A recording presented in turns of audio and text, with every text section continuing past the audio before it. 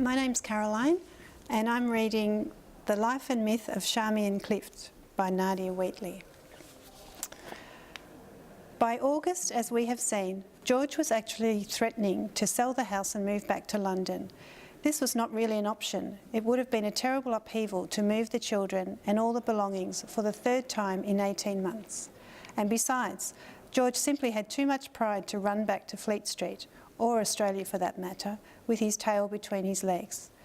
The threat to sell the house was, rather, a kind of trump card that George would play when he feared that he might lose Charmian.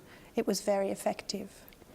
This threat would intermittently be repeated throughout the rest of the time on Idra.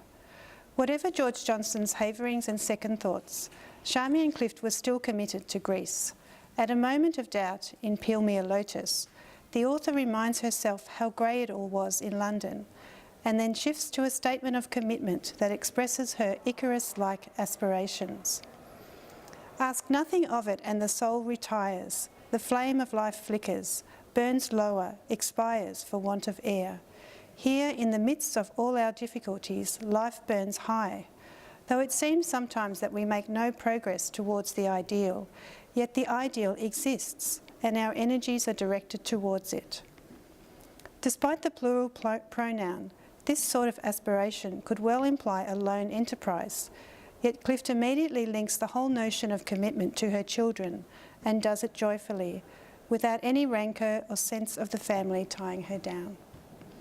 The very presence of these three eager, living little creatures reminds us that we are committed to life.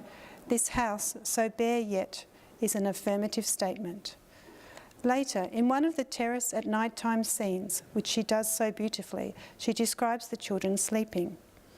With thin, naked brown arms flung wide and sun-bleached heads gleaming silver in the starlight, looking at them sweetly sleeping, one has a little unreasonable stirring of faith again. Through them we are committed wholly to life. The enterprise is sound.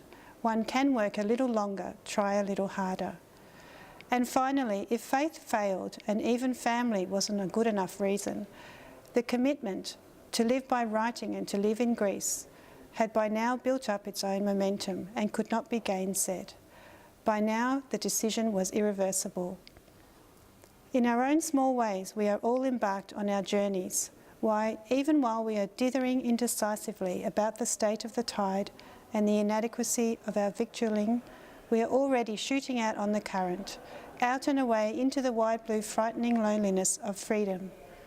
It was this freedom which Charmian would begin to explore during her third year in Greece.